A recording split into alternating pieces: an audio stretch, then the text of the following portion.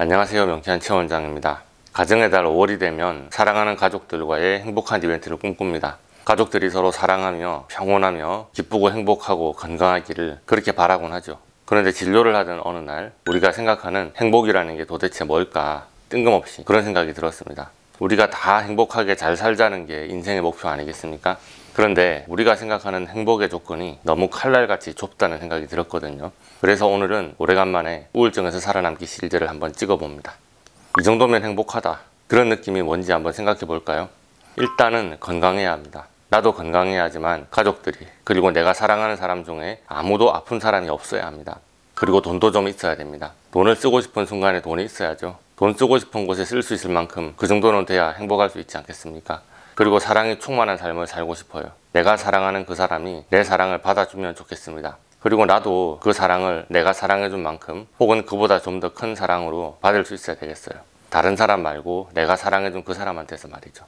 행복한 삶을 상상할 때 누구나 이 정도는 생각하지 않을까요? 건강, 돈, 사랑. 인간으로 태어나 한평생 살면서 제가 엄청나게 대단한 걸 바란 건 아니잖아요. 제가 무슨 천하를 쥐고 흔들 만한 권력을 바랍니까? 엄청난 명예를 얻고 누리며 살기를 바란 게 아니에요. 사람으로서 얼마든지 누릴 만한 기본권에 해당되는 초보적인 것을 행복의 조건으로 걸었습니다. 심지어는 잘생긴 얼굴, 큰 키, 날씬하고 탄탄한 몸매, 명석한 두뇌, 좋은 학벌, 이런 것은 조건에서 다 빼버렸어요. 그런데 가만히 생각해보니 건강, 돈, 사랑, 이 세 가지 조건만 해도 쉬워 보이지가 않네요. 원장실 3평에 앉아서 온갖 사람들의 아픔과 고통과 천하만상의 고뇌를 다 듣고 있는 중인데요. 여러분의 상황을 보아하니 벌써 1번 건강 조건에서 다 걸려서 행복에서 탈락하게 생겼어요. 본인 혼자 아픈 게 아니고요. 본인과 배우자, 공교롭게도 그 유전자를 물려받아서 아픈 것까지 고스란히 닮아 있는 자녀들, 그리고 노안이 오셨다고 해도 포기할 수 없는 부모님까지 명쾌한 알러지 치료를 받겠다고 다 같이 몰려오시는 걸 보니까 그 집안에 안 아프신 분이 없었습니다. 다 골골하고 계세요. 골골 정도라면 그래도 감사한 겁니다. 가실 날짜를 받아놓은 분, 치료법이 없다는 분, 그 질환에는 쓸 약도 없다는 분, 약은 있는데 부작용에 시달리는 분, 병명을 모른다는 분, 본인은 너무너무 아픈데 주변 사람들이 다 정신병 환자 취급하는 분, 정말 끝도 없이 몰려옵니다. 그냥 그 집안에 아픈 사람이 없어서 병원 갈 일이 없다? 요 정도만 해도 로또 맞은 수준이라고 봐야 될 것 같아요. 로또 맞은 그분은 본인이 로또를 맞은 줄도 모르고 명쾌한 최원장 유튜브를 찾을 일도 클릭할 일도 없다는 게 함정이라면 함정이네요. 돈이야 뭐 기준 따라 다르겠지만 아빠 나 오늘 포르쉐 한 대만 뽑아줘, 이 말에 아주 흔쾌히 대답할 수 있는 부모가 많겠습니까?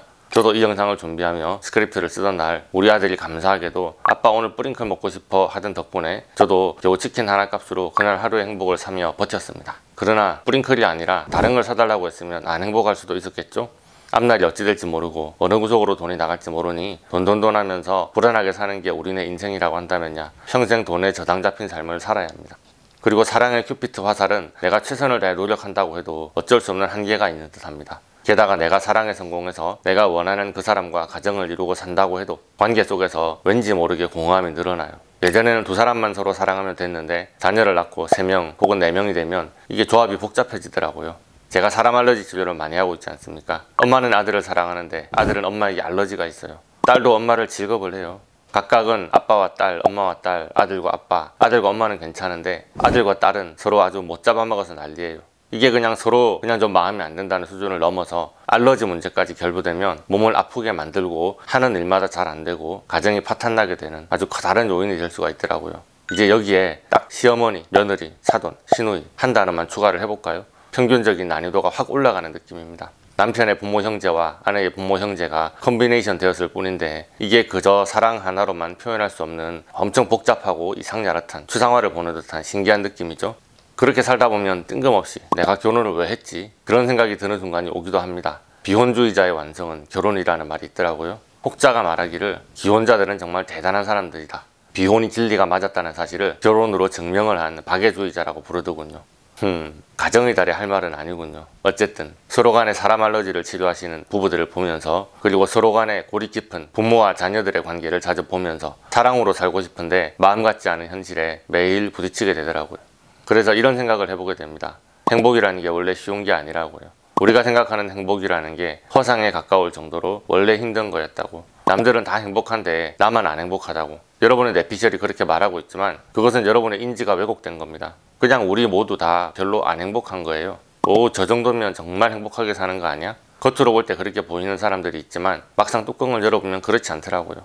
그 사람도 남들 앞에서 표정 관리하는 종이고요. 지금 건강과 돈과 사랑, 이 세 가지 조건만 생각하는데도 조합의 가지수가 엄청나게 많습니다. 우리는 그 수백 수천 가지 조합 중에서 모든 조건이 완벽하게 다 들어맞는 딱 한 가지 옵션만을 행복이라고 머릿속에 설정한 거 아닌가요? 그러니까 행복의 확률이 높을 리가 없죠.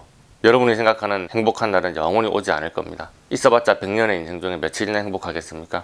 우리가 생각하는 행복이랑 마치 전 과목 100점 같은 느낌이죠. 전 과목 A+, 전체 평점 4.5. 근데 과목 수가 너무 많아요. 게다가 한 번 이 점수를 받아봤다 그런 게 아니고 이 완벽한 점수를 평생 변함없이 끝까지 유지를 해야 되는 것을 행복이라고 말하는 중인 거죠. 그렇다면 세상에 누가 행복할 수 있나요?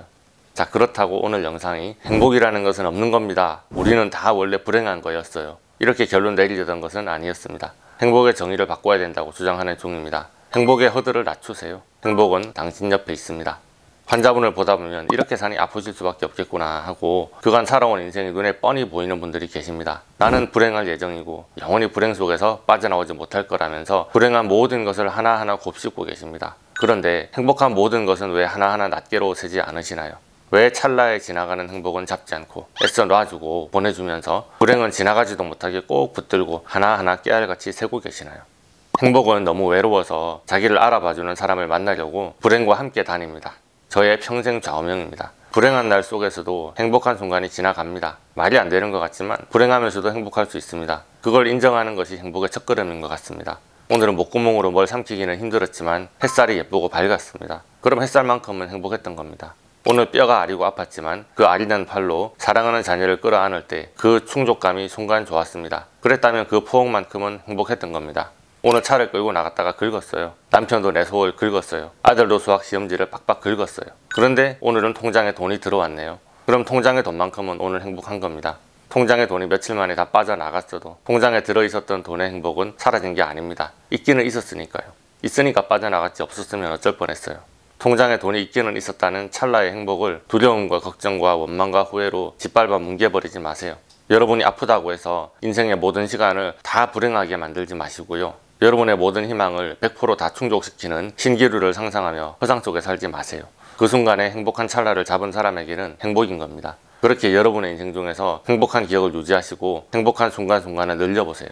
제가 참 남의 불행과 비교하며 상대적인 행복감을 느끼자고 말하고 싶지는 않은데 전쟁이 한번 나볼까요? 그러면 우리 모두가 찰나 깨닫게 될 겁니다. 어제 나는 행복했던 거였다고. 그런 게 행복이었다고. 지진이 나볼까요? 지진 나기 전의 순간으로 돌아갈 수만 있다면 자신의 평생의 행운을 팔아서 과거로 돌아간 평범한 일상을 찾고 싶다고 그렇게 말할 겁니다. 일어나지 않은 일을 상상하면서 자위하는 게 아닙니다. 지구촌의 누군가는 지금도 겪는 일이고 그 일이 나에게, 우리에게 오늘 일어나지 않으리라는 보장을 누가 감히 할 수 있을까요? 그런데 그런 일이 오늘 일어나지 않았고 우리는 소소한 일상을 누리고 있습니다. 이 감사함이 없다면 빼앗기고 나서야 깨닫게 됩니다. 그런데 그때는 너무 늦은 거거든요. 마스크 없이 돌아다니니까 이제 행복하죠. 우리가 코로나 팬데믹을 겪으면서 소소한 일상이 그렇게 소중한 줄 지난 몇 년간 그렇게 뼈저리게 느꼈으면서 벌써 다 잊어버렸습니다. 그냥 아무 일도 없는 하루하루가 행복한 일상이었다는 사실을 말이죠. 햇살이 비치면 행복한 겁니다. 바람이 불면 행복한 겁니다. 비가 오면 행복한 겁니다. 물을 마시고 삼킬 수 있으면 행복한 겁니다. 걸을 수 있으면 행복한 겁니다. 휠체어 타고 오시면 명쾌한 알러지 치료 안 해줄 거라고 공언을 해놨는데요. 한의원이 좁아 터져서 죄송합니다. 그래도 휠체어 없이는 못 오시니 마구 밀고 들어오시는 분들이 계시거든요. 내가 내 다리로 혼자 걸을 수 있으면 행복한 거죠. 숨 쉴 수 있으면 행복한 겁니다. 코로나 이후에 숨 못 쉬는 분들이 너무 늘어서요. 아마 숨 잘 못 쉬는 분들 너무나 격하게 제 말에 동의하실 겁니다. 본인 간이 몸속에 멀쩡히 잘 있나요? 행복하신 겁니다. 간을 떼야 한다는 사람이 왜 그렇게 많은지, 건강한 남의 간을 입받기 전에는 몇 달 안 남았다는 분들이 볼 때 여러분은 너무나도 행복한 사람입니다. 소중한 사람을 잃고 절규하는 가족분들 앞에서 마지막 임종의 말을 전하지 못했다는 그 울부짖음 앞에서 단 1분이라도 손잡고 말을 건넬 수 있는 그 시간을 허락받을 수 있다면 자신이 가진 모든 것을 내놓아도 좋다는 그 눈물을 보면서 우리는 행복이 뭔지 깨달아야 합니다. 무슨 말을 하시고 싶습니까? 사랑해. 너와 함께 행복했어. 내 곁에 있어줘서 고마웠어. 힘들게 해서 미안했어. 행복하게 다시 만나자. 누구의 사연이 아니라 우리 모두의 사연이에요. 신기하게도 마지막 때 하고 싶은 그 말은 누구에게나 다 똑같습니다. 그 순간에는 진정한 행복이 무엇인지 찰나 깨달을 수 있는데 그 깨달음이 왜 지금은 없을까요? 왜 행복이 곁에 있는 지금은 그것이 행복이라는 것을 못 깨닫느냐는 말이죠. 그저 인간으로 태어나 하루하루의 시간을 허락받았다는 것만으로도 당신은 행복한 사람입니다. 행복은 멀리 있지 않습니다. 그래도 명쾌한 체원장에 내치지 않고 명쾌한 알러지 치료 한번 해봅시다 권했잖아요. 그것도 행복입니다. 알러지가 많아서 치료할 게 많다는 것도 행복입니다. 가능성이 있다는 뜻이잖아요. 알러지가 하나도 없어서 명쾌한 체원장이 해줄 게 없었으면 어쩔 뻔했을까요? 말을 바꾸자고 여러분을 설득하는 중입니다. 나는 행복하다. 나는 사랑받을 가치가 있는 사람이다. 나는 오늘도 보람찬 인생을 살았다. 오늘도 고마웠다. 내 곁에 있어주는 너로 인해 행복했다. 말이 바뀌면 생각이 바뀌고, 생각이 바뀌면 행동이 바뀌고, 행동이 바뀌면 운명이 바뀝니다. 여러분은 행복한 운명으로 타고난 사람입니다. 그저 살아있게만 해달라 매달리는 사람 앞에서 여러분은 살아있다는 사실만으로도 행복한 사람입니다. 사실은 오늘의 스크립트를 블로그에 먼저 올렸는데요. 우리 명쾌한 패밀리 한 분께서 댓글을 달아주셨습니다.